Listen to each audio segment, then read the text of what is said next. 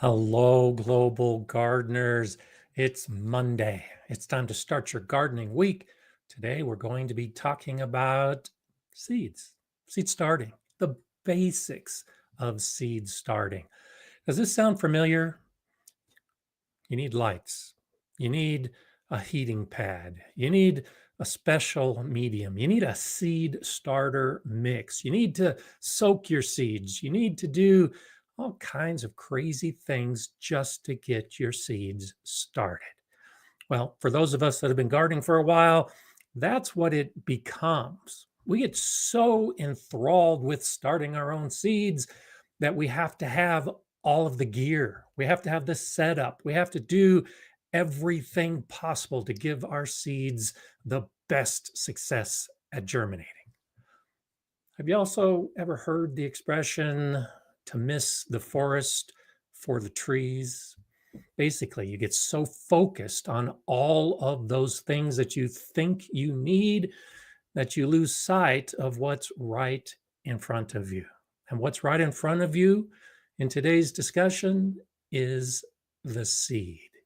A seed only needs three things to germinate: it needs oxygen, it needs moisture, and it needs a suitable temperature. That's it. It doesn't need all the fancy stuff. It doesn't need the tower of shelves and lights. A seed has everything it needs to begin growing as long as it's exposed to the air, plenty of oxygen in our air. It has moisture. The moisture gets into the seed and tells it to wake up. And then the temperature. And generally, our household temperatures are warm enough to tell the seed, hey, you've got this oxygen, you've got this moisture, now it's time to start growing. That's why you can put seeds on a wet paper towel on top of your refrigerator and expect them to germinate. No fancy setup, nothing more than just those three basic seeds. Now, as we discuss the options that you have in front of you for seed starting in today's show, there are other considerations. You do need to learn about your individual seed because some seeds need light. In addition to those three basics, they need light to germinate. And some seeds actually need the shell coating to be damaged, scarification. It needs to be rubbed or nicked or cut because the shell is so strong that the seed will have difficulty germinating and sending out the seedling. If you understand those little extras that some seeds need, it still gets down to the basics. You can scarify your seed all you want. You can place the seed under all the light you want. But unless you've got the air, the water, and the right temperature, you're not going to get germination. So let's talk about all those aspects a little more in depth. We'll answer your questions today.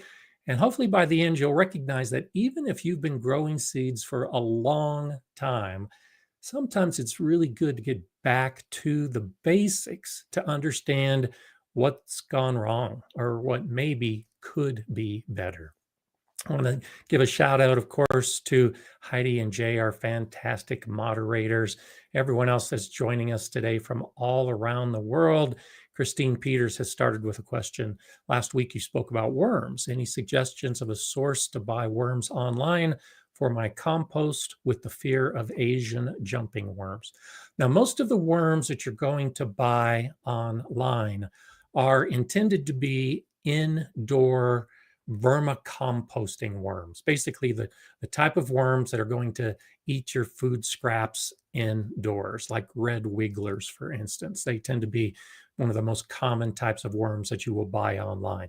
I got my red wigglers on Amazon through Uncle Jim's worm farm, I think it is. And you can check a link below on my Amazon link to check on the worms that you can find on Amazon. The thing about using them in compost, like if you're talking about an outdoor pile, most of these worms that we're using for vermicomposting, the indoor worm composting, have a very limited range of temperature that they will operate best within. If it's cooler than that or warmer than that, they don't like it. And in many cases, they'll die. So an outdoor compost pile generally is going to be too hot for those kind of worms. Now, if you have a cool pile, sure, you can set up a bin, you can have your scraps, you can have your yard waste, you can use those type of worms. But then if you live in a region like I do, where the winters get quite cold, it's going to kill those worms because those worms will only live in the top few inches of soil. So I'm sure Jay will find it in a minute, but I did a video about the different types of worms to explain why those indoor worms really don't work well out in the garden because our soil is too hot or our soil is too cold, and they'll do okay for a brief period, but not for a long period. I think a better idea in your garden, if you want to get the right kind of worms, is first off, don't buy worms to incorporate in your garden. That's one of the reasons the Asian jumping worm has become quite a problem, because they were basically brought in and shouldn't have been. Use your native worms. Just put lots of organic matter in your soil and your native earthworms will find it. And that's the approach I've taken. I've got wood chips all over my garden, and that wood chip mulch has been enough to bring in the worms everywhere. Absolutely love the worms everywhere that I have. And all I did is just incorporate organic matter within my garden beds and then as mulch on top of every place else. And it actually has worked out pretty well. And so Chris is saying, good morning from Seattle. Good morning to you, Chris. Started my onion and shallots this weekend. This will be my first full season gardening. Congratulations, Chris. That's so exciting. I think back those many decades to when I was starting my first full season of gardening. And if you do it right, which to me means to just enjoy gardening, every season is one that you look forward to. And so I've been doing this for 35 plus years, and I'm looking forward to this next full season of gardening, probably more than I did in the beginning. So good for you. I hope you have a wonderful and successful gardening year ahead. And so I'm just Stardust is saying, my biggest struggle with starting seeds is that when I plant my seeds 2 to 3 after, there's a crust forming on top of my medium, preventing the seedlings from piercing the surface. Frustrating. So this gets to that next phase. So remember, you don't need a fancy growing condition. You just need the air, the warmth, and the moisture for most seeds to germinate. Where we get into trouble is when we aren't aware of what the seedling needs, which is the second stage after germination, of course, when the plant starts growing. And a lot of the potting mixes that you'll buy in all the various stores and nurseries you have options to, many of them have very fine particles. Sometimes clay is mixed into it, and often it's pretty chunky. I like to make my own mixes, and of course I've got videos on that because I have more control over that. To avoid that hard, crusty top, don't start in a potting mix or a potting soil. That is one of those cases when you get more experience growing seeds that you recognize a seed starting mix does have advantages. So my seed starting mix is simply peat moss and perlite. I also use coco coir and vermiculite. That's it. 2 ingredients, depending on which mix I'm using, is all I have in my seed starter mix. Because remember, the seed has everything it needs to germinate and to begin growing. And if you have just those 2 things, just coco coir and perlite, or peat moss and vermiculite, you can mix the two. The perlite and vermiculite are there for draining, and then the peat moss or coco coir are there to retain water. And so between the retention of the water and then the draining of the water, a simple mix like that helps avoid an oversaturated growing medium. And it's light, it's fluffy, there's no crust on top. So after the seed germinates and the plant starts growing, there's nothing to inhibit its growth. If you grow in garden soil, if you grow in a general potting mix, you're more likely to have that crust develop on the top. So the approach I take is a little more advanced. It adds an extra step. I germinate in a seed starter mix so that there's no restriction to the seedling emerging, there's no restriction to the root development. And then after the true leaves develop, after that second set of leaves, and then usually at about the third set of leaves, that's when I transplant into a potting mix. They're putting it into something that has nutrition because the seed has everything it needs in a sterile mix like peat moss and perlite to grow the first set of leaves and then the second set of leaves with no problem whatsoever. So that's the approach I take. And yes, it can be frustrating. I will be talking about it in a video in the weeks ahead. When I was at the Galileo Garden, school garden, and I was growing thousands of plants each year. One year in particular, the beginning year, we had no money, zero budget for this program. And I had some donated seeds and I had some donated potting mix. And so, even though I like using a seed starter, my only option was to use the potting soil, which had big chunky pieces of wood in it. It was rough, it didn't drain well. And when I started the seeds, I had relatively good germination, but the seedlings just didn't do well, partly because of the crustiness, partly because it became oversaturated, because there was just too much moisture holding all that water into that potting mix. And I lost a lot of those seedlings initially because starting those seeds in that mix, there was just too much resistance. As the little seedlings would begin to break the surface, they'd encounter a big chunk of wood and wouldn't be able to push it out of the way and keep growing. So the mix you're growing in can be important. The basics of what a seed needs is just the beginning. As the germination happens, now you need to think about the little plant. Now, if you're growing peas or beans, one of those kind of seedlings that when they emerge from the seed, they're big and robust. They're going to push aside the crust. They're going to push aside any of those wood pieces.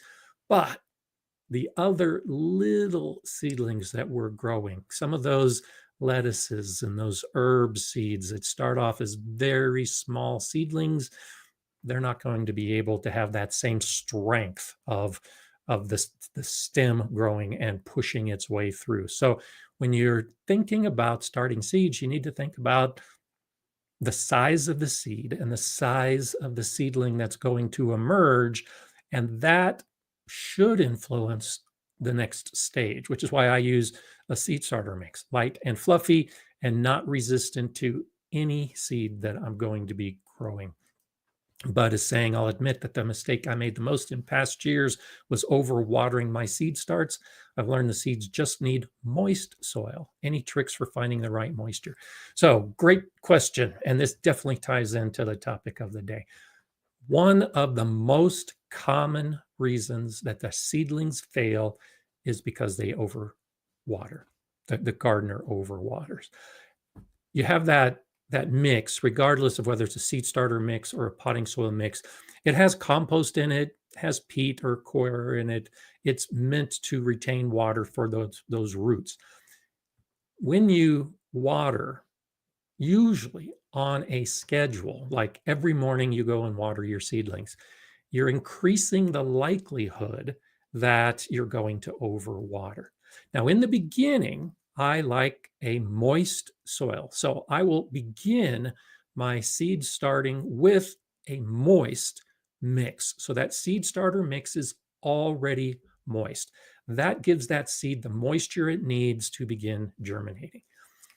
Then, until the seedling emerges, I'll mist the surface of the soil because I don't want that crust to develop if I'm using a different type of mist. I want the soil that I will spray with a mister on the top to work its way down to the soil to just stay moist. So it's more just maintaining the moisture level of the soil, not adding extra water, just maintaining the moisture that's already present. A great way to do this, and you'll see this in pretty much all my seed starting videos, is that I use a cover over the tray or over the pots where I'm starting the seeds. So I put that plastic cover, and you can buy these in all the stores. It's the tray that holds 72 small cells or 36 of the bigger cells. You can get them in different sizes. And then you've got the cover, the plastic cover that goes over that. When I start my seeds initially, if I use that cover, I don't need to mist. I don't need to add any more moisture because that cover is holding in the moisture. It's maintaining a humid environment so that that medium, that soil starting mix, stays nice and moist. It's when I begin to see the seedlings emerge that I remove that cover and then start the misting process while the seedlings are very small. When they actually start developing leaves, then I shift to bottom watering. And so it's okay at that point for the surface to begin drying out. It's okay at that point for even a little bit of crust to develop, or maybe you might get a little green algae that starts growing. The green algae is a good indication that it's probably too wet. That drying surface is good to show that you're not over watering. And so if you water from the bottom of a tray, the water through capillary action will be drawn into that seed starter mix. And if it's an adequate amount of water, the top will get moist again. And so you just look for that period, that sequence where the top dries out and then you water from the bottom, and then the top dries out and then you water from the bottom. If the top isn't drying out, then go ahead and lift up the tray. Go ahead, or the actual cells in the tray. And if you see that water is pooling at the bottom, then stop watering. You really don't want pooled water. You don't want that water to remain in the bottom because that's going to saturate the bottom of those cells. So those are the tricks I use. It's just monitoring it on a regular basis. When the seeds are small, I pretty much don't water at all. As the seeds get, or as the seedlings get bigger, then I move into often it's an every other day kind of cycle. Sometimes it's every day, sometimes it's every third day, but it's a physical check to see what the condition of the soil is. And it's important, I think, as a tip to understand why letting that surface dry out a little bit is beneficial. One of the things that can harm our seedlings the most is fungus that develops on that surface.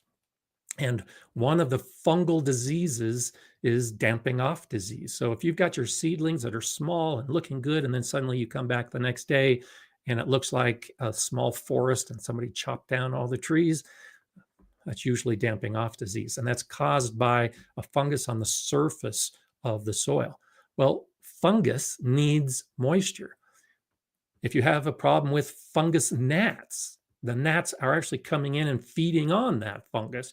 That's showing that you have too much moisture. So to avoid damping off disease and to avoid a problem with fungus gnats, you just let that surface dry. We're not talking dry all the way down. We're talking just the surface.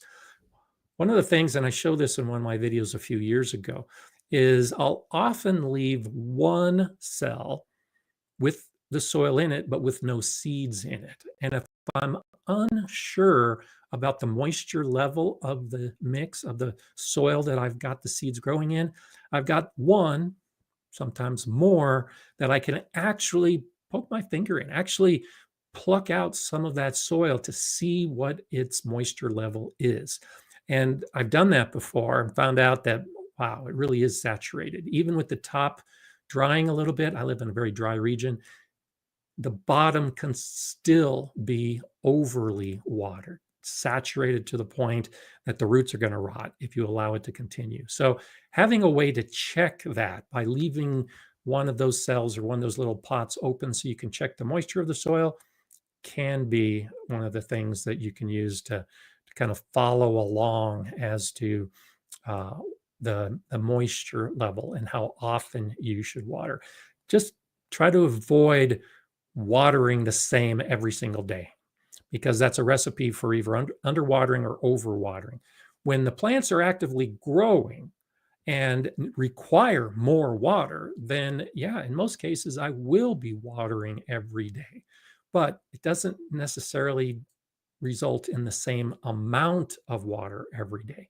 It's still just enough water to maintain the moisture level within the soil. And that's really what we're looking for.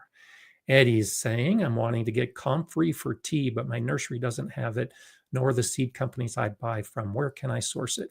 And so the places that I've found that have comfrey seed are typically herb or medicinal seed companies. And so I can't think of them off the top of my head. There's a flower.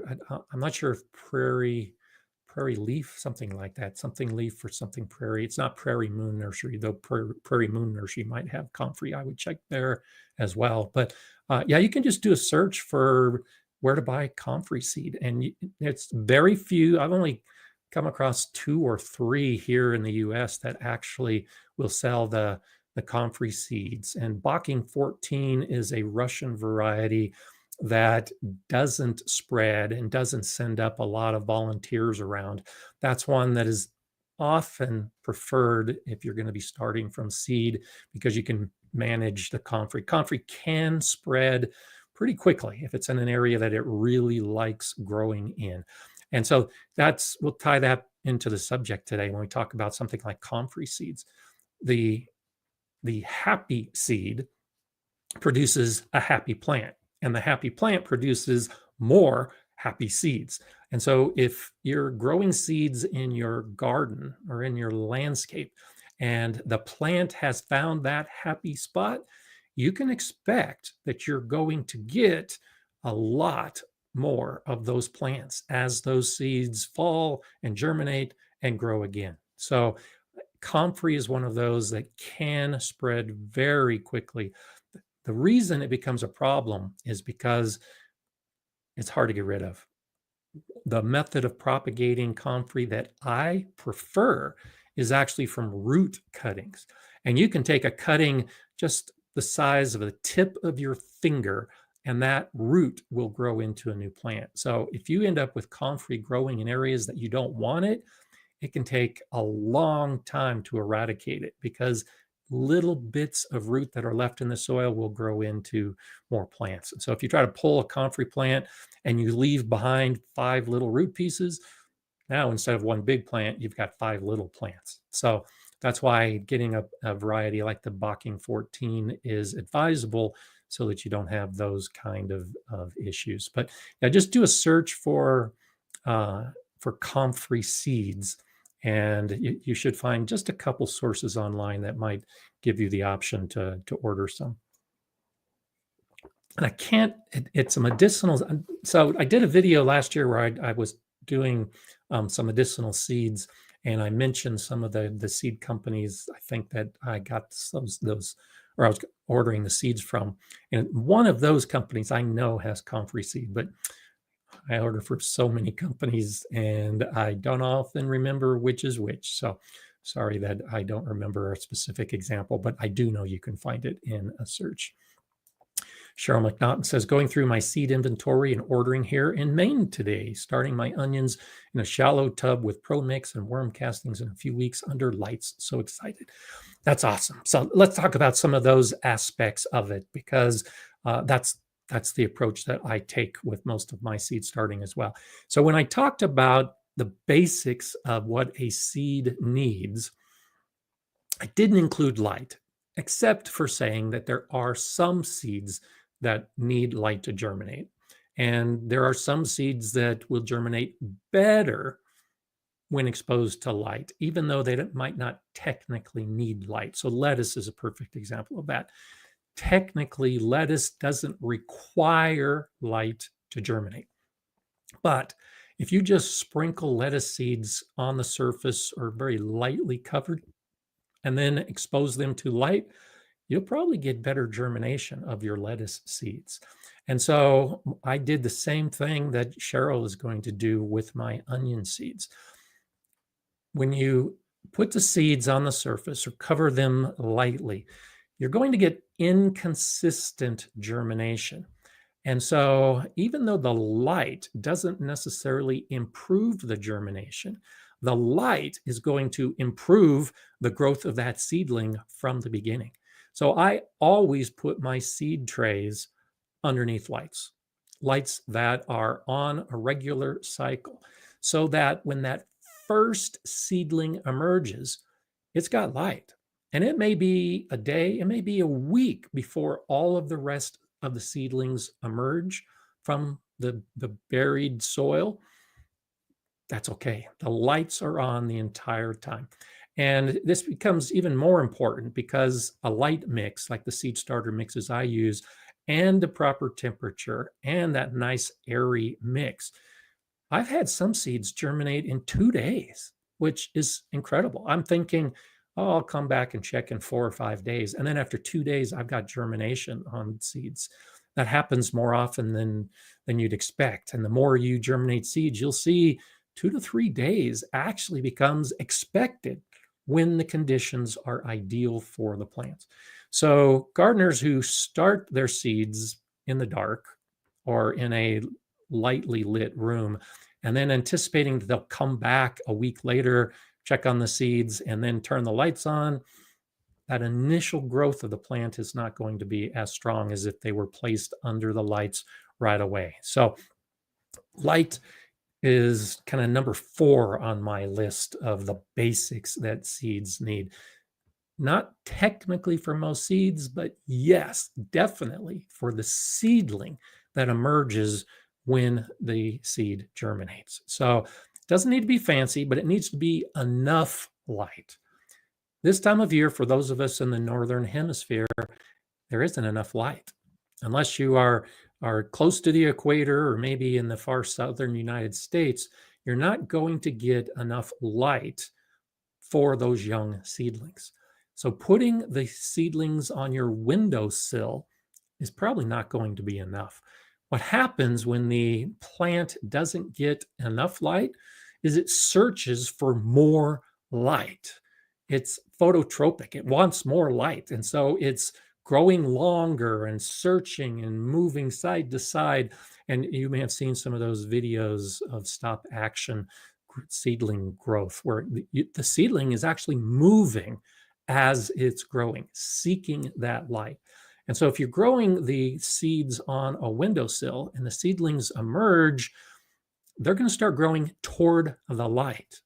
Well, some of us are only getting maybe 8 hours of beneficial light a day. And that's assuming you've got a window that's facing the sun. I don't have any windows that face the sun in my house. So if I've got it on the east side or the west side and put the seeds on the windowsill, I'm only getting maybe 3 hours of good light. And that's assuming the sun's shining and it's not cloudy and snowy. So when you start your seeds, it really is advisable to start them underneath lights, indoor lights. Doesn't need to be expensive, fancy grow lights. It can be fluorescent tubes. It can be incandescent light bulbs. It just needs to be a strong light that will be 12 to 16 hours of sustained light activity for those seedlings to grow. And if you notice that your young seedlings are getting thin and long, leggy, then that's telling you that they're not getting enough light. So get more lights, put the lights closer to the seedlings, or try a different type of light that might be stronger. The plants need light, and they're telling you when they're not getting enough. So that's one of those things I think is important when you start moving into that second phase of growing. The basics, light is definitely included in the basics. I'm just Stardust is saying, yes, everything you explain. Resume my experience with using potting mix as seed starting mix. Appreciate your input a lot. So happy to finally found a solution to this problem. Thank you, Scott. Well, you're very welcome. Yeah, and this is one of those things that, you discover in time.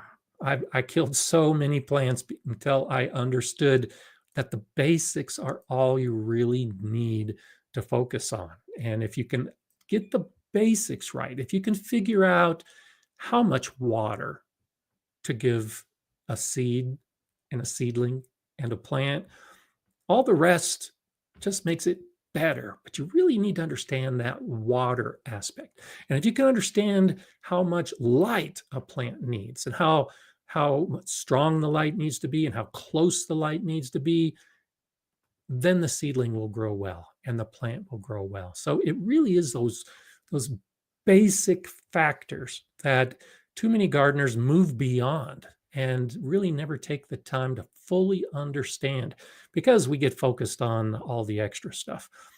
The temperature, which is next on the list, of course, to start talking about, is critical if you want easy seed starting. The range of temperatures, and you can find these online as well. You can find the charts that show germination temperatures, and just do a search of germination temperatures, and some of these charts will pop up. The range of temperatures is actually pretty broad for most seeds. What you're trading with the temperature is time. When the temperature is optimum, the seed will germinate in minimal time. So when I say that my seeds are germinating in 2 to 3 days, that's usually because I have them on a heat mat. And that heat that is now within the soil that the seed is soaking up is enough for quick germination. Those same seeds that are not on a heat mat might take a week to germinate.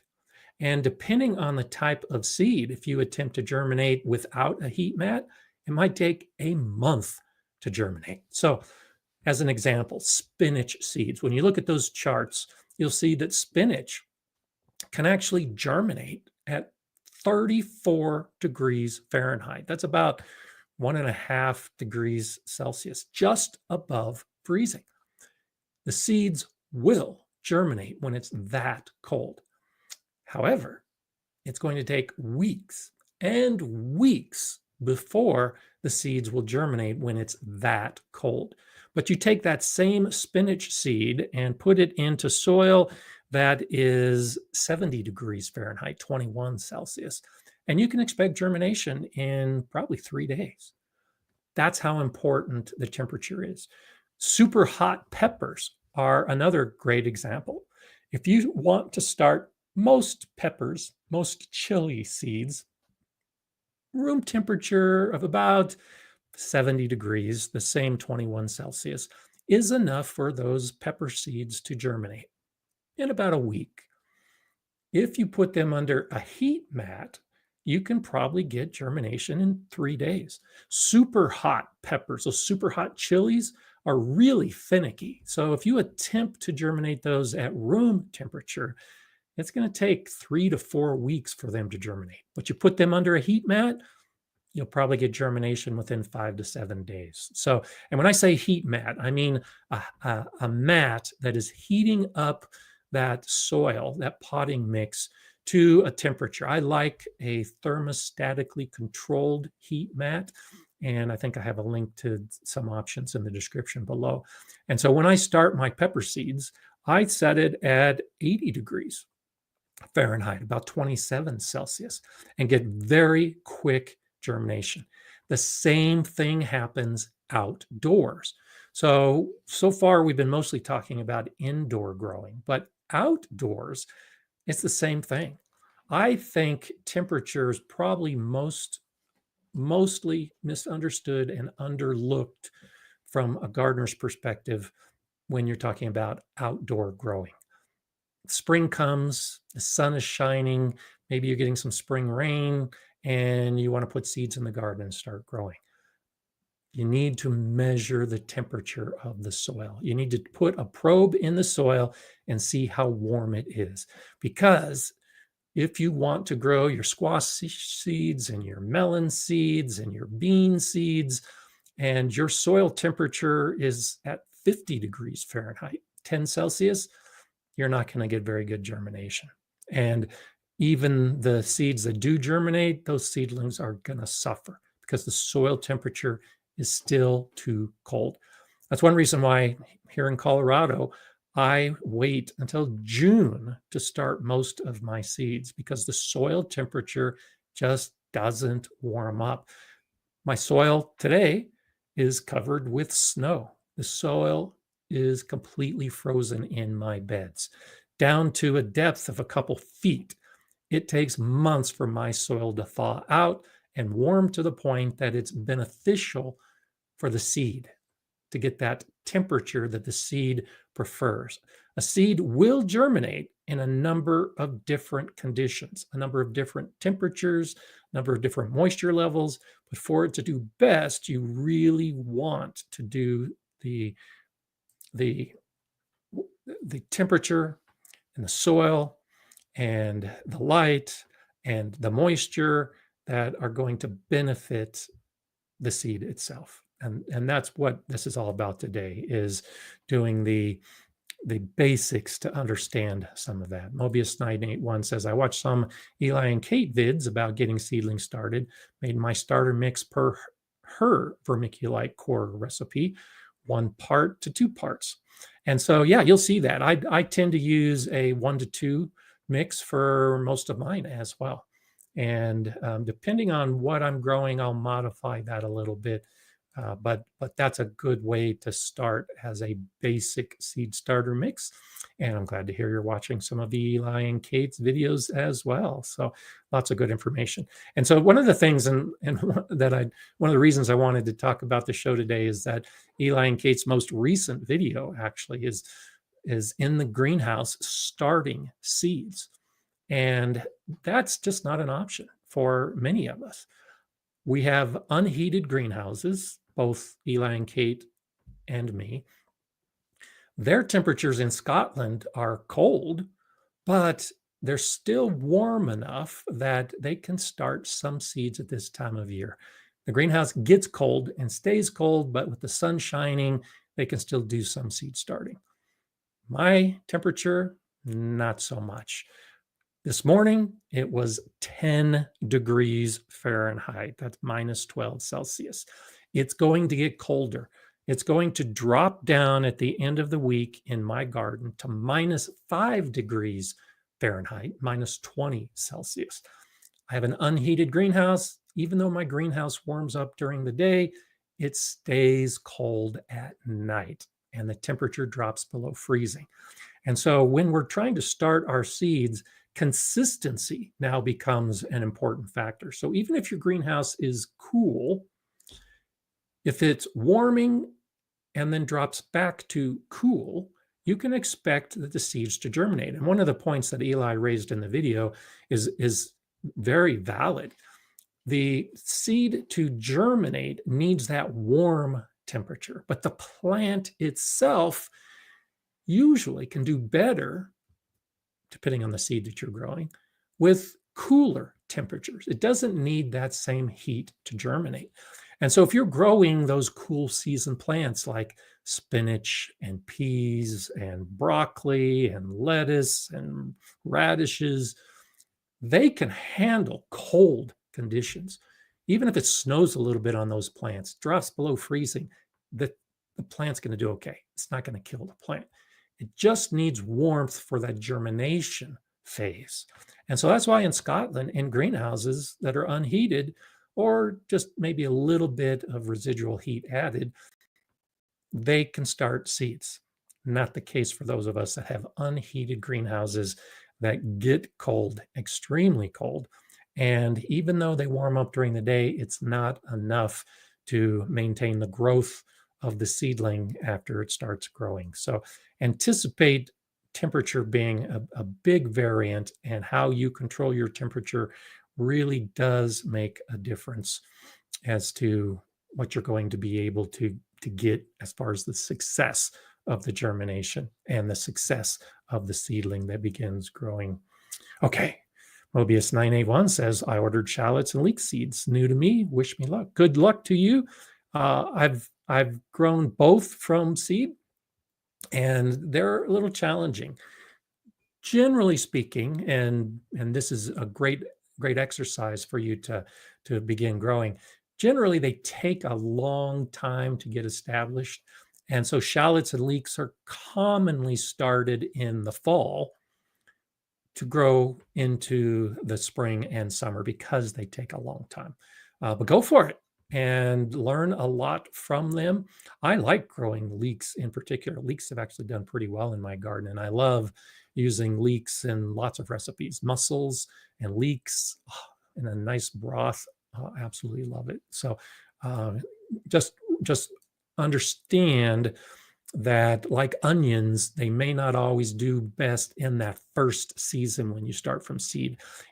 They take a long time to fully develop, which is why a lot of people start them so early. And so now, actually, early in the year may be okay for some leeks and shallots, but it may be much later in this year before you get to the point that you can adequately harvest them. So good. Have fun with those. I like, as you all know, getting seeds that I haven't tried before and trying new things to see what works best in the garden. That's a great way to learn. Even if you're not sure what's going to happen, do it, try it, and you'll always be great. Kim EML, Small Garden Dream. Welcome to you. I caught your live for about 5 minutes before going to work. Gardener Scott, you always have such great information. Thanks for all you do for all of us. Oh, well, you're very welcome. I'm so glad that I can help. That's why I'm here. I love doing all those kind of fun things. Bohemian Herbology Natural Solutions is saying, I've got an onion seedling question. I tried fall sowing and they were doing all right, about 1 inch tall. Then I got cold. They're not visible anymore. Dormant, or do I need to start more? So depends on how cold your soil has gotten and if it's frozen or not. They might just be dormant.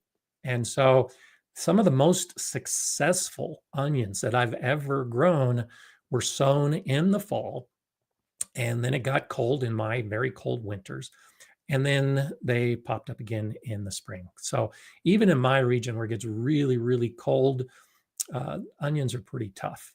And especially if you're able to cover the beds, or if the beds are covered with snow, that's actually a great insulator. You might see some of that growth, but be ready to go ahead and do some more. And if you've got some extra onion seed, that's one of those that I love spreading during winter. So I'll spread onion seed on my beds. Onion seeds are one of those, we'll talk about this next actually, about when we talk about viability of the seeds and how long a seed is expected to be viable and then germinate. And onions are about the worst when it comes to the amount of time that you can store them before they start losing viability. So whenever I've got seeds, onion seeds, I try to plant them within the first year. And if I got leftovers, and it's this time of year for me where it's cold and snowy, when I'm going through my seeds, trying to figure out what I'm going to do for the year, I'll take those onion seeds and just spread them with the other onions that I'm planning to grow. And inevitably, some of those seeds will germinate. Again, the basics in nature is very obvious. Once the temperature is appropriate for the seed to germinate, it's going to germinate. That's the way nature works. So even though we think about onion seeds as something we would be starting indoors, you can start them outdoors at any time of year. they're not going to germinate until the temperature is right, the moisture level is right, and of course, they've got the oxygen to begin germinating. And so spreading them on snow, it's not going to be a problem. As the snow melts, it's going to add moisture.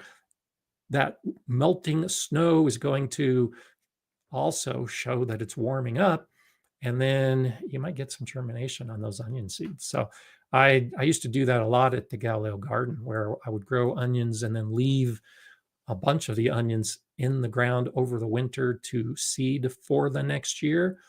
And when it came time to harvest the seeds, I would let the students do it. Well, if it was a day that the students weren't available and the seeds were ready, they just fall off the plant onto the ground. And I would just let them fall. And the next year, hundreds and hundreds of onions would be growing in that bed. And I did nothing other than just let nature take its course and provide the basics for those seeds to begin germinating and growing. So it doesn't need to be fancy. It can be very, very easy. Llama says, I don't have a light setup. I set them on an east side windowsill and turn them when they turn towards the sun. So yeah, that is an option. If you do take the effort and you're trying to grow seeds in a low light situation, look for that turning of the plant, and then you can shift it so that it now turns the other way. You'll probably still end up with some thin plants, some leggy plants if the light isn't enough, but they're not going to get tilted and lean towards the windowsill. They'll begin growing a little bit straighter, but I still recommend supplemental lighting if you can. And even just I did a video on lighting a number of years ago, probably 6 or 7 years ago now, and I show that just using a lamp, like a chair lamp you would set to read a book in your chair. I use those in those kind of situations where I need just a little bit more light, and I'll just put a lamp in addition to the light that's coming through the window, and typically that's enough. So as to the viability of the seed, one of the greatest misconceptions, you could almost say it's a scam, is that the seed companies want us to think that you have to buy new seed every single year.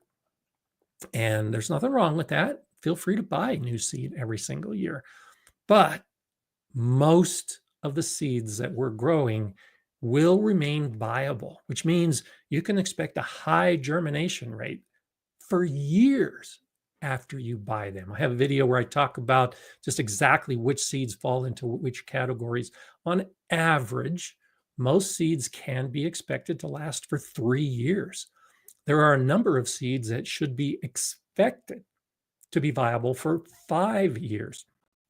I show in an earlier video as well that I do some germination tests, and I take some seeds that are 8, 9, 10, 11 years old, and they still germinate. So if you're storing the seed in a nice dry, remember, we don't want any moisture signaling that seed to wake up, and a dark, we don't want any light telling the seed to wake up, and a cool, we don't want that warmth telling the seed to wake up. If it's cool and dark and dry, seeds can last for much longer than you might expect.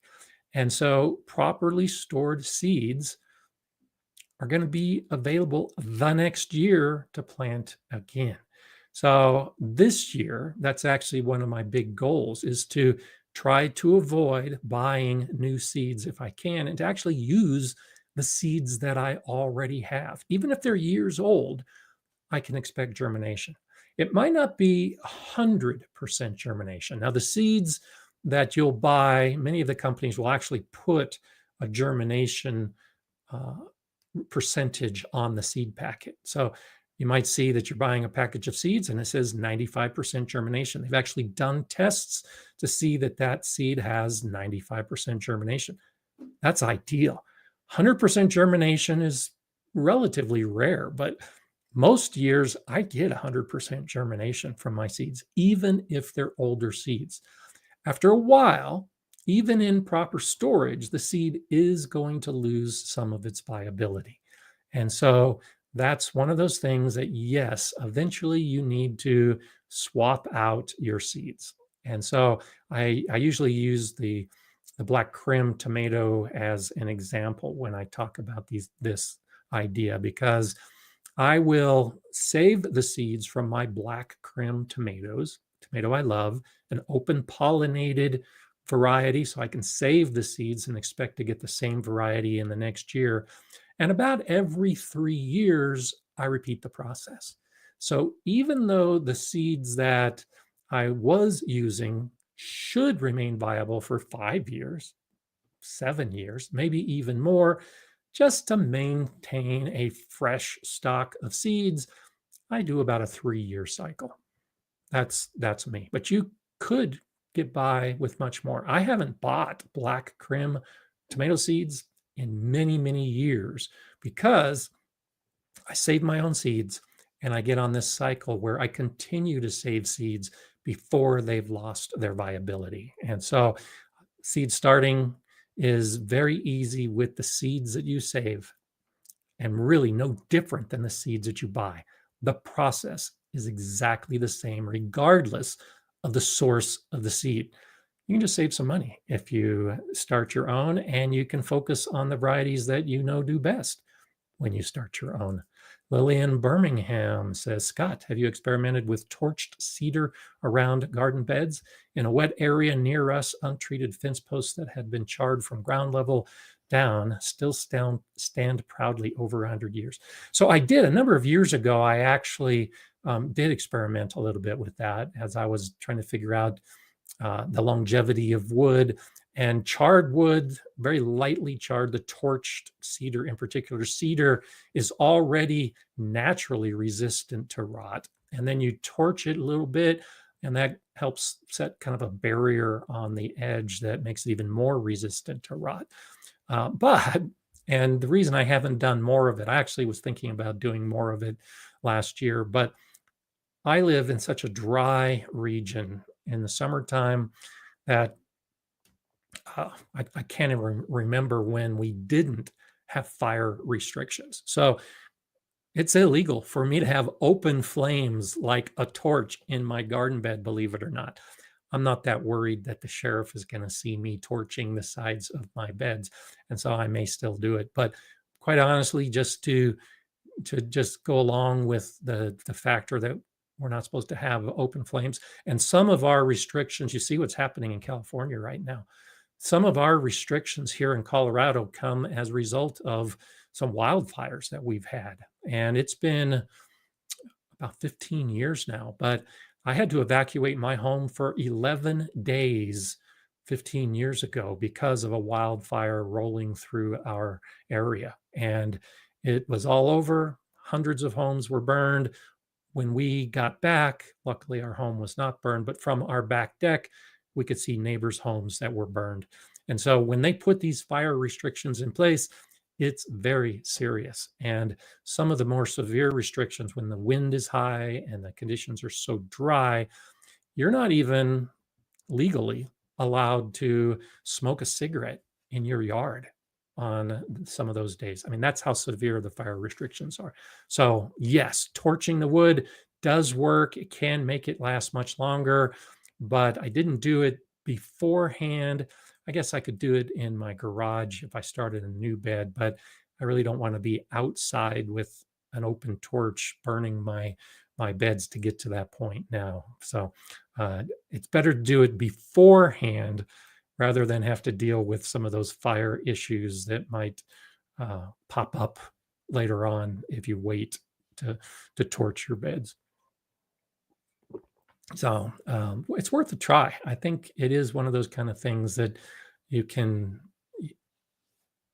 try, and that's what I'm always doing. I'll do something in one bed, something different in another bed, and so usually late spring, early summer, we don't have those restrictions. So you got me thinking. I think mine just may go ahead and torch one of my beds, or maybe two of them this year, and begin comparing how those hold up against some of the others. So thank you. Great suggestion.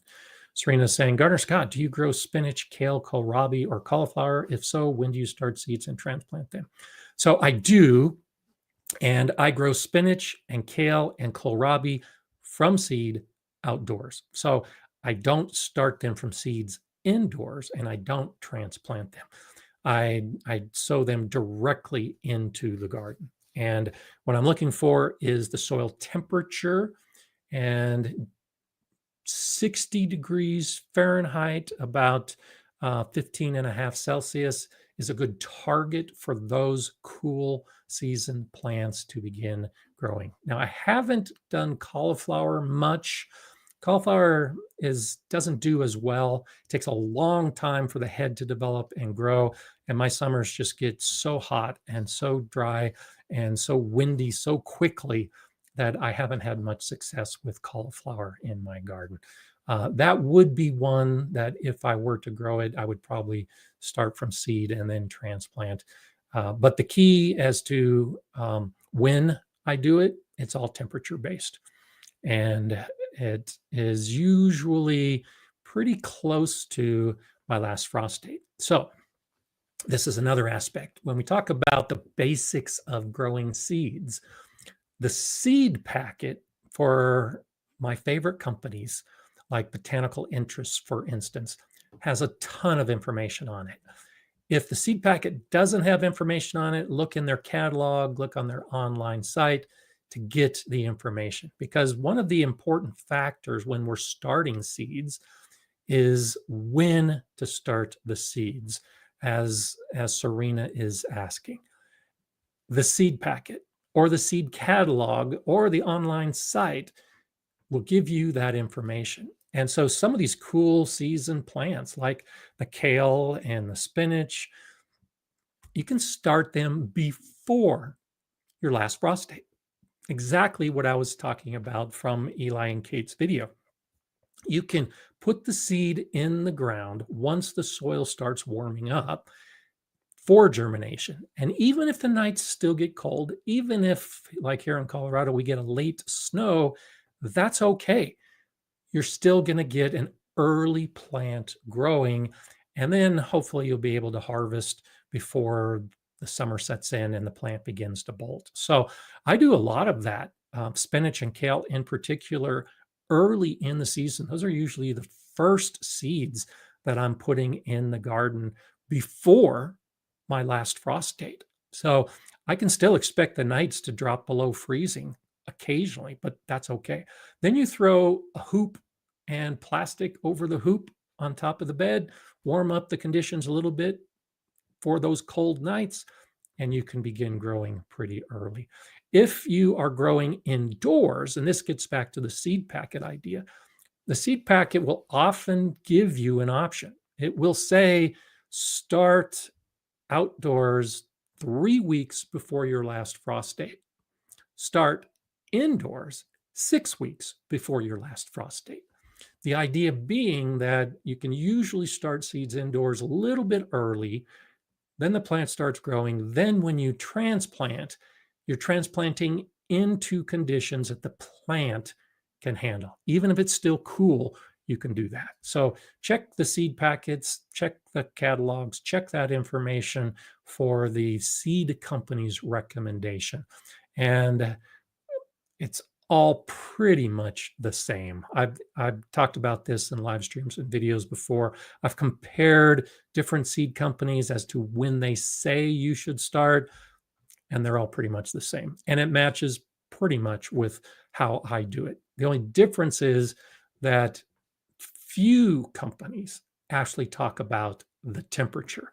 And that's why I really like the seed companies that put that on their seed packet, where they say, sow seeds when soil temperature is, and they tell you what the temperature should be for that plant. Most seed companies aren't going to give you that temperature recommendation, but add that to your planning process and you should have the best result. And it will vary depending on the variety. Different varieties of cabbage, for instance, can be planted at different times because you got different types of cabbage depending on whether it's a leaf cabbage or a head cabbage. The same with lettuces. And so there isn't a single answer for all seeds, even within the same type of plant. there's going to be some variation. That's why it's important to recognize the variety you're growing and then learn about that specific seed and what it needs to be able to germinate and begin growing. Okay, so nice. I love talking about things like seeds, and I love talking about the simple things, because I am a victim of this. I get so focused on the expert activities, the experimentation, the stuff that I know how to do it, and then it doesn't work out as well as I expected. And when I start doing the analysis, I realize I overlooked some of those basics. I overlooked some of the simple, easy things that just become second nature when you've been gardening for as long as I have in particular. And so you need to get back to the basics to really have the success for the future. F. Fair Weather is asking, have you ever heard of high desert seeds in Colorado? I haven't. I've heard of high country gardens down in New Mexico, but I haven't heard of the high desert seeds. So I'll look for that. If there's a seed company here in Colorado, I love supporting local and regional seed companies. So high desert seeds, I'll look for that, particularly since some of us live in that high desert region. It's important to try to grow some of the seeds that maybe are being grown in this area. So thank you for that suggestion. I will look into that. And that's another aspect when we talk about the seeds we're growing. Now, do I buy seeds from companies 1,000 miles away? Of course I do. Do I buy seeds, or do I grow seeds that have been given me from people in other countries? Of course I do. For the best success in most cases, if you can find seeds from plants that are actually growing within your own region, you can expect better germination and better growth. That's a big reason why I encourage seed swapping and garden clubs and going to your local nursery. If you can get the stuff locally, chances are it's a plant that will do well for you locally, and you can expect better results. I like to experiment. I like to try new things. So I'm ordering from companies that are from companies on the other side of the country. And sometimes it works and sometimes it doesn't. I'm okay with that.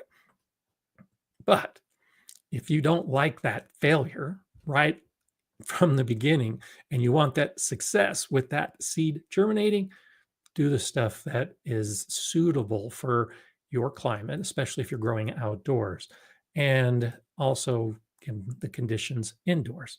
And it's usually going to work out much better for you. Yankee Sista Homestead, thank you so much for all of your support of the channel. Good day, Gardener Scott and everyone, and good day to you. Driving now, but listening to all these basics for seedlings growth. Thanks for all the refreshers, blessings, and blessings to you as well. Thank you so much. It's always great to have you here. And Bohemian Herbology Natural Solutions, thank you for that super sticker as well. I appreciate you always being here and all the support you give the channel as well. It's just so fantastic to see all the regulars and all the new people too. I've seen a few people comment today that this is the first show that they've had, or that they've been here for the year. Occasionally we'll get people saying their first ever. That's fantastic. It's always a good group and always nice to get everybody that we can here as often as possible, because it's such a great community. Even when I'm not able to answer a question, it seems like there's always somebody that is available to answer a question here on this live stream in the chat. So keep that in mind as we move forward, that I try to get as much answered as I can, but it doesn't always work that way. Mobius981 says, I do germination tests to save frustration, not on everything, but peppers and herbs and so on. So yeah, this is a great technique with those older seeds in particular. New seeds, you should expect that they're going to germinate. And I have a video where I talk about doing the germination test. It's pretty basic. Usually you take a paper towel and wet it, and then put the seeds in it like a folded paper towel. Or you could take a paper towel, put the seeds in it, fold it, and then wet it, and then put it into a plastic bag. Remember, the seeds need oxygen. So leave the opening of the bag open. Don't seal it. And you can see how the germination is going to work. You can see how long it's going to take to germinate. You can see how many of the seeds germinate. And so the reason it's a germination test is because it's to make it easy, just simple math. Take 10 seeds, put them on the wet paper towel, and then come back 3 days, 4 days, 5 days periodically to check to see how many seeds have germinated. And after you have germination, continue to check on it. And at some point, you'll see that some of the seeds just aren't sending out roots. They're just not growing. So at that point, you can consider the test complete. And if you started 10 seeds and you had 8 of them that germinated, then that batch of seeds has an 80% germination rate. The viability is 80%. So old seeds in particular that are years past the expected viability are really good to do this with, because like me, many of us have the trays with the soil. We put our seeds in, it's taking up space. And so if some of those older seeds are only giving us a 30 or 40% germination rate, but yet we're giving them 100% of the space underneath our lights and in our grow area, we're wasting the pots, we're wasting the soil, we're wasting the light that could be used for something else. That's why you need to do a germination test. And so at the very beginning, I was talking about the top of your refrigerator. That's where I do my germination test. I do the wet paper towel in a baggie on top of my refrigerator and walk away, and come back in a couple days to make sure that that paper towel is staying moist. Maybe give it a spritz of water to stay moist. And then you check to see what the germination is. So good for you. That is a good habit to get into, to get that germination test out of the way and have an idea of how good they're going to be. Elaine Farr says, I planted Tahitian squash seeds that I bought locally 7 to 8 years earlier, and they grew great. Awesome. That's good to know, actually. I grew Tahitian melon squash this year, and they did great, and I loved them. So I'd like to grow them again, and I still have seeds from that seed packet. So that's good to know that they will last for years to come. And whenever you have those kind of seeds, especially locally, and if you've got those gardener friends, share that information, because that is the kind of thing that it's useful. If you find that you've got a seed that lasts 7 or 8 years, tell your gardener friends, and they'll be able to share with you what they found from doing their seeds as well. Serena's asking, is there a trick to starting radish and nasturtium seeds? They don't always germinate, especially nasturtium seeds. So nasturtiums are the classic example of a seed that needs scarification. So I mentioned this early in the show today, where I was talking about the basics that a seed needs. And then I said that some seeds need light to germinate, and some seeds need their shell to be damaged to be able to germinate. Nasturtiums fall into that category. So for nasturtium seeds to germinate, you need to take a nail file and rub it against the seed and rub away that outer coating. Or you need to take nail clippers and just nip off the tip of that nasturtium seed. You need to damage the seed coat. That's what scarification is. If you don't scarify nasturtiums and many other seeds that fall into that category, they may never germinate. They have evolved to the point that that seed coating is there for a reason, because of their natural environment that they typically will grow. And so they need to be protected. Sometimes it's protection from animals. And so a nasturtium is edible from top to bottom. Every part of a nasturtium plant is edible. And so it might have evolved, because if an animal eats a nasturtium seed, because all of the plant is edible, the plant doesn't want that seed to be destroyed in the gut of the animal. So it has developed a super strong coating to avoid being stepped on, being swallowed, being digested, all of those conditions that that seed might experience in nature. The coating is intended to make the seed survive until something happens to break that coat, and the seedling emerges. So look up scarification. I've got a video about scarification and stratification. Stratification is the same idea, where a plant or a seed needs to be exposed to cold temperatures before the warmth tells it to wake up. If you have so many of those seeds that we grow that aren't growing well, look at stratification as being the reason. Native plants, perennial plants, most of the plants that are going to be in the ground over the course of the winter, they'll go dormant in the winter and then wake up again in the spring. A very large percentage of those plants require cold stratification. They require the cold temperatures because that's what they get in nature. They flower in the summer, they set seed in the fall, the seed falls to the ground and sits on the ground over the winter, and then it germinates in the spring. If you don't recreate those conditions for starting those seeds, you can't expect a high rate of germination. So I've got a whole bunch of those seeds. Most of them are the perennial flowers that I like to grow or want to grow. And I store those seeds in my refrigerator. My refrigerator is below 40 degrees Fahrenheit, 4.5 degrees Celsius. And that's kind of the threshold.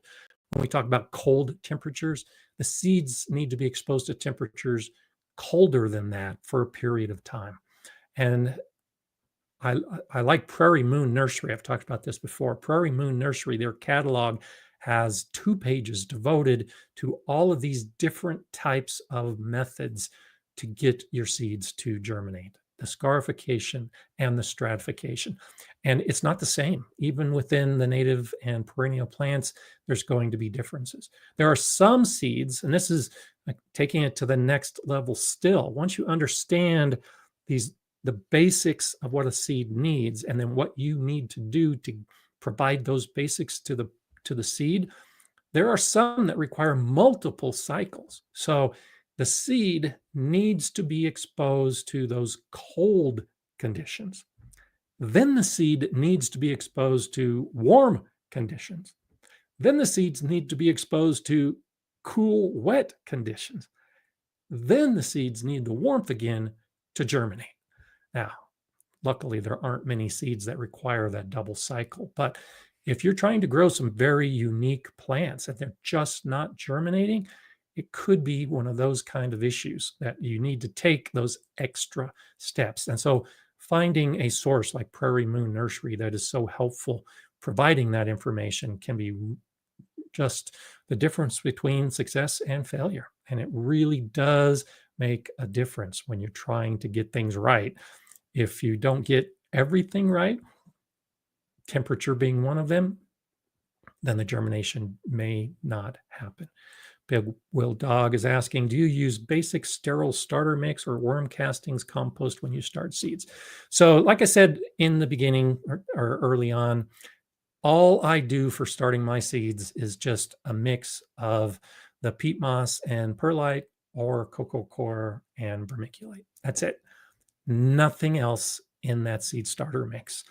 When I move, and as to whether it's sterile, I make new mix every year, and I do it from bags for the most part. And so, yeah, it's mostly sterile. There's some native spores that are floating through the air that have probably landed on it, maybe some bacterial action, but for the most part, I don't do anything. I don't pour boiling water on it. I don't put it in the microwave.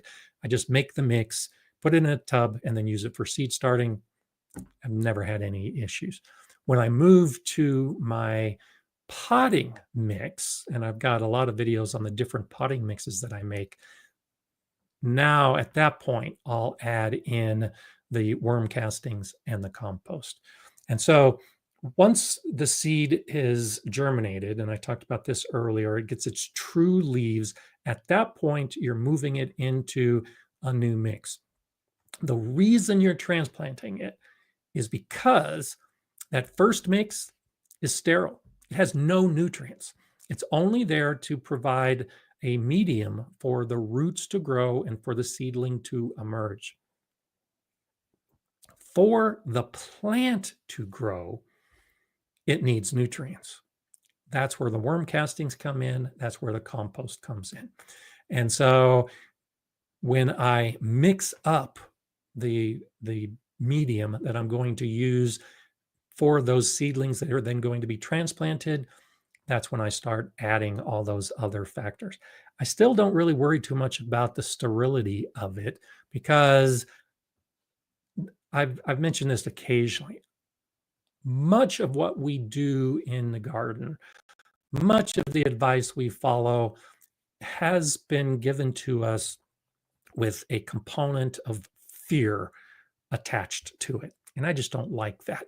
There's so much gardening advice that assumes everything's going to go wrong. It assumes that there's disease already present. And therefore, you should take all of these actions because it's just a terrible garden that you're growing in and assume the worst. I like to take the other approach. Assume the best. Do all of these things correctly. Do the basics from the beginning. Understand what's happening in your garden, and you don't need to take any of those extra precautions. And so, no, I don't sterilize my potting mix because I don't have any of those soil-borne diseases in my seed starting area. I'm not using my outdoor soil. I'm creating new mixes. I'm not using a potting mix from a source that I have no clue where it's coming from. I've been saying a number of videos in the last couple of weeks where people talk about you need to sterilize your potting mix because it might have fungus gnat eggs in it. Well, I don't have a fungus gnat problem because of what I said earlier about letting the surface of the soil dry out when you're growing your seedlings.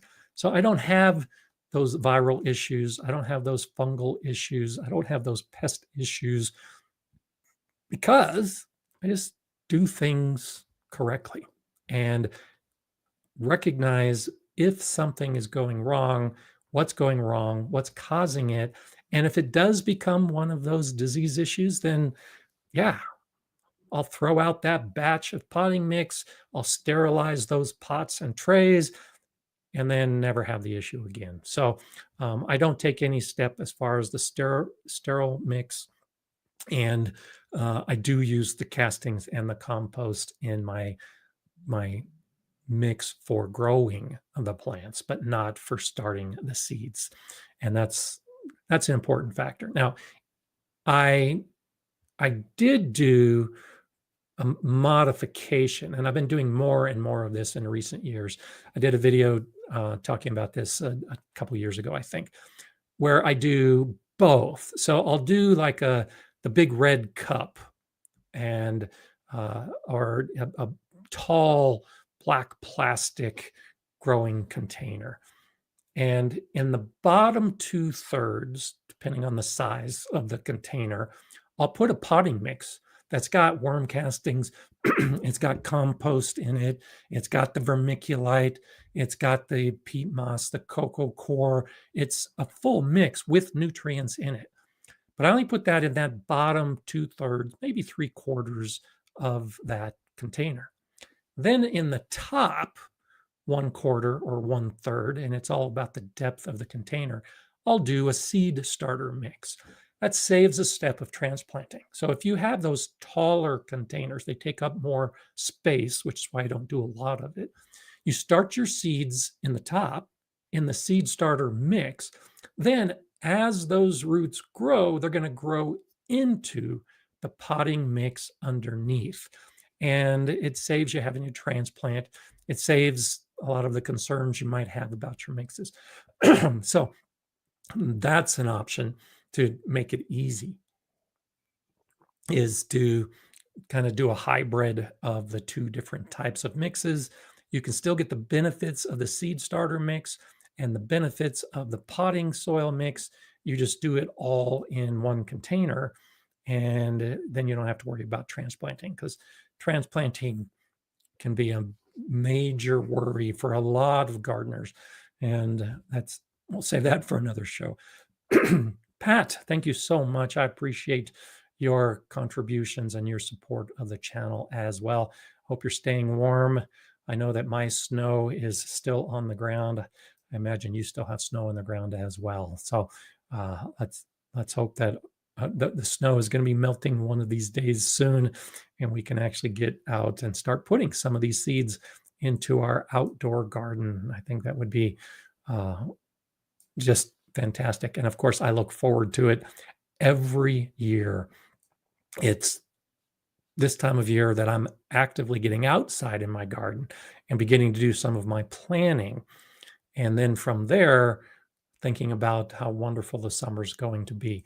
Well, first, my snow needs to melt, but we're getting there. We're getting there. It's warming up, I think, in February. This weekend is going to be so cold for me here in Colorado that we'll just have to wait and see if it ever warms again. But I've got faith. That's what gardening is all about, is knowing that at someday it is going to warm up and you are going to be able to get out in your garden and start doing some of those things again. Bohemian Herbology says, I just got the catalog the other day and botanical interests. Cool. Thanks for the suggestions. They have potato seed. That's awesome. Great. Yeah. I've mentioned many times that they're one of my favorite, and I've been getting a ton of catalogs. I love getting the catalogs, even though, and I do feel bad for a lot of these companies that I like to support, but I'm thinking I can take 1 year off from spending hundreds of dollars on seeds and see if I can grow my entire garden this year without buying new seeds. I know I can. It's an addiction. And I know many of us have that addiction. It's just got to get to that point where we can get those seeds started. And when I look through the catalogs, it's so tempting to see a seed and say, oh, I need to start that. And then you go to another catalog and you see the same seed. It's like they're tempting you from multiple sources so that you submit and you buy the seed. Sometimes you got to have that willpower to overcome and do what your original plan is, which for me is to use some of the dozens and dozens of seed packets that I already have. Now, when it comes to buying your seeds, the source generally is going to be comparable with another source. And so when you get multiple catalogs like I do, and you see a seed that you like I do, I'll compare between the different catalogs to see how many seeds come in the packet, to see how much the packet costs, to see what those incidental expenses are, like do they charge for shipping? And I put that all together, and cost is an important factor for me when it comes to choosing my seeds. So I encourage you, of course, to get your catalogs and to buy particularly from those nice small family-owned operations that I like to support. But at some point, you've got to look at your own budget and whether it's more important to save money on your seeds. And you may end up buying from some of the big companies that can offer at a discount, but that's not always the case. Some of the big companies actually charge more. Think about that in the consideration of where you're getting your seeds and what seeds you're going to plant. And I think I might have mentioned this last week in the live stream about the dollar stores and the dollar store seeds. I've had great results with dollar store seeds that are about the cheapest that you can find when it comes to budget and saving money on your seeds. I like the new stuff. I like the interesting stuff. I like the unique stuff. And so the dollar store is not going to have that. It's going to have the same generic, basic seed choice that you're going to find at just about any of the big box stores. You might have the big display set up at Walmart, but every Walmart across the country probably has the same seed setup. And there are a lot of seeds, but not always that special, unique seed that some of us like to look for, that you'll only find from a specialized company and their catalog. So take that for what it's worth when it comes to you choosing your seeds. I did that for a long time. Just go buy the burpee seed at the store. Sure, nothing wrong with that at all. But I like finding those unique varieties like the Tahitian squash. I've never seen that seed in a store, but I've seen it online, and I love how good it did for me in my garden. Laura S. saying, I got a pressure canner this winter. Awesome. I'm so excited for the preservation options it gives me for my garden this year. Good for you. I'm excited as well. Pressure canner, when many of you know this, I don't often mention it, but after I became a master gardener, I became a master food preserver. And we did a lot of different preservation methods, including pressure canning. And one of my buddies from that program preserves everything. One of the favorite things he preserves is meat.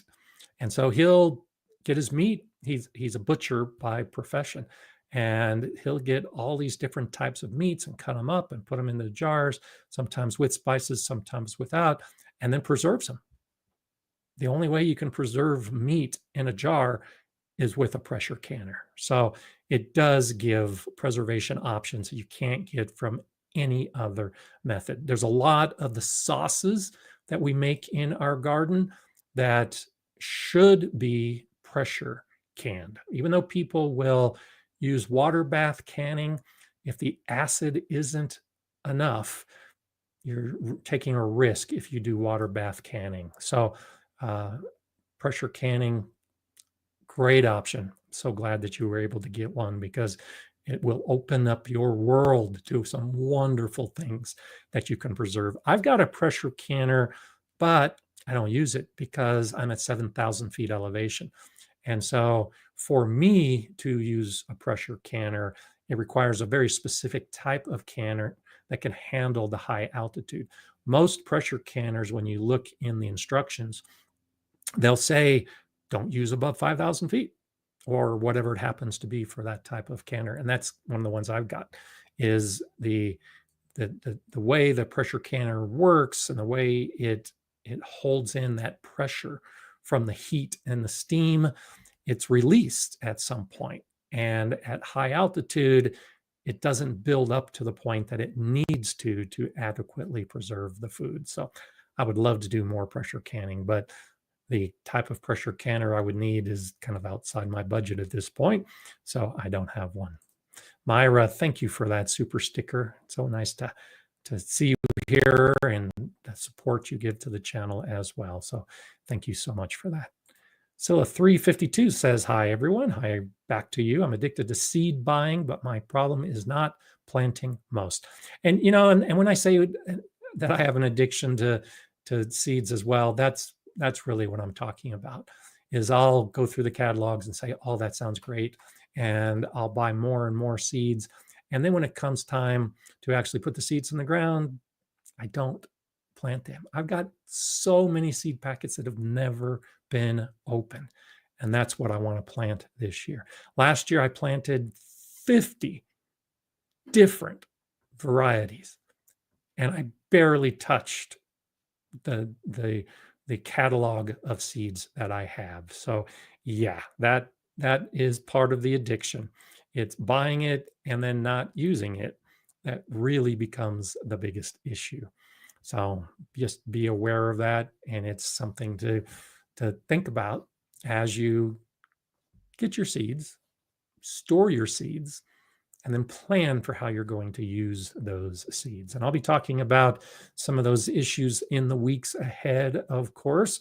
Already talked a little bit about the storing, but when it comes time to using the seeds we have, developing a plan for those seeds is important. And the plan really relies on that time aspect that I touched on earlier. When to start the seeds. And so you can expect that I'll be talking about that in the weeks ahead because look at the time. We've been doing this for an hour and a half, been answering questions, been talking about the basics of seeds. Where does the time go? Well, sadly, it's gone. I hope to see you here next Monday to do this live stream all over again with a new topic, probably seed related, and we'll be able to keep you on your gardening journey with all this important information. Thanks for being here. Thanks for all of your support, and I'll see you next week because I do it and you need to enjoy gardening.